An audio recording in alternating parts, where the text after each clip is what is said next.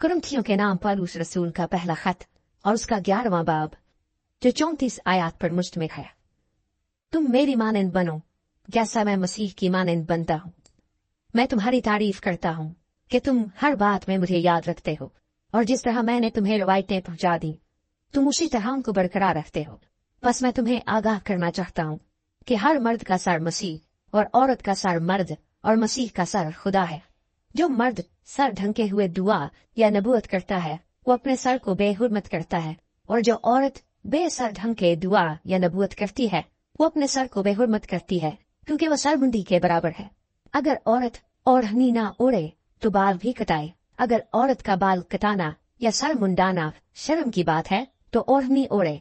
अलबत्ता मर्द को अपना सर ढांकना ना चाहिए, क्योंकि वो खुदा की सूरत और उसका जलाल है, मगर औरत मर्द का जलाल है, इसलिए कि मर्द औरत से नहीं बल्कि औरत मर्द से है, और मर्द औरत के लिए नहीं बल्कि औरत मर्द के लिए पैदा हुई। बस फरिश्तों के सबब से औरत को चाहिए कि अपने सर पर महकूम होने की अलामत रखे। तो भी खुदावन में न औरत मर्द के बगैर है न मर्द औरत के बगैर, क्योंकि जैसे औरत मर्द से है वैसे ही मर्द भी औरत के वसीले से है, मगर सब चीजें खुदा की तरफ से हैं। तुम आप ही इंसाफ करो। क्या औरत का बेसर ढंग के खुदा से दुआ करना मुनासिब है? क्या तुमको तबई तौर पर भी मालूम नहीं कि अगर मर्द लंबे बाल रखे तो उसकी बेहुरमती है, और अगर औरत के लंबे बाल हों तो उसकी जीनत है, क्योंकि बाल उसे पर्दे के लिए दिए गए हैं। लेकिन अगर कोई हुज्जती निकले तो ये जान ले कि ना हमारा ऐसा दस्तूर है ना खुदावन की कलीसियाओं का।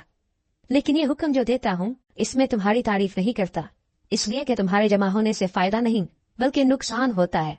क्योंकि अव्वल तो मैं ये सुनता हूँ कि जिस वक्त तुम्हारी कलीसिया जमा होती है तो तुम में तफरके होते हैं, और मैं इसका किसी कदर यकीन भी करता हूँ, क्योंकि तुम में बिदतों का भी होना जरूर है, ताकि जाहिर हो जाए कि तुम्हें मकबूल कौन सा है। पर जब तुम बाहम जमा होते हो तो तुम्हारा वो खाना इशाए रुबानी नहीं हो सकता, क्योंकि खाने के वक्त हर शख्स दूसरे से पहले अपना इशा खा लेता है, और कोई तो भूखा रहता है और किसी को नशा हो जाता है। क्यों? खाने पीने के लिए तुम्हारे घर नहीं, या खुदा की कलीसिया को नाचीज जानते और जिनके पास नहीं उनको शर्मिंदा करते हो? मैं तुमसे क्या कहूँ? क्या इस बात में तुम्हारी तारीफ करूं? मैं तारीफ नहीं करता, क्योंकि ये बात मुझे खुदावन से पहुंची और मैंने तुमको पहुंचा दी कि खुदावन यीशु ने जिस रात वो पकड़वाया गया रोटी ली और शुक्र करके तोड़ी और कहा, ये मेरा बदन है जो तुम्हारे लिए है, मेरी यादगारी के वास्ते यही किया करो। इसी तरह उसने खाने के बाद प्याला भी दिया और कहा, ये प्याला मेरे खून में नया अहद है, जब कभी पियो मेरी यादगारी के लिए यही किया करो।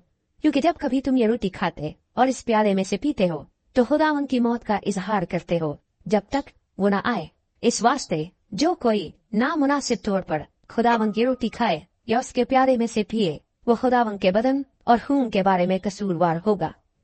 बस आदमी अपने आप को आजमा ले और इसी तरह उस रोटी में से खाए और उस प्याले में से पिए, क्योंकि जो खाते पीते वक्त खुदावन के बदन को ना पहचाने वो इस खाने पीने से सजा पाएगा। इसी सबब से तुम में बहुतेरे कमजोर और बीमार हैं और बहुत से सो भी गए। अगर हम अपने आप को जांचते तो सजा न पाते, लेकिन खुदावन हमको सजा देकर तरबियत करता है ताकि हम दुनिया के साथ मुजरिम न ठहरे। बस ऐ मेरे भाइयों, जब तुम खाने के लिए जमा हो तो एक दूसरे की राह देखो। अगर कोई भूखा हो तो अपने घर में खा ले, ताकि तुम्हारा जमा होना सजा का बाइस न हो, और बाकी बात तुमको मैं आकर दुरुस्त कर दूंगा।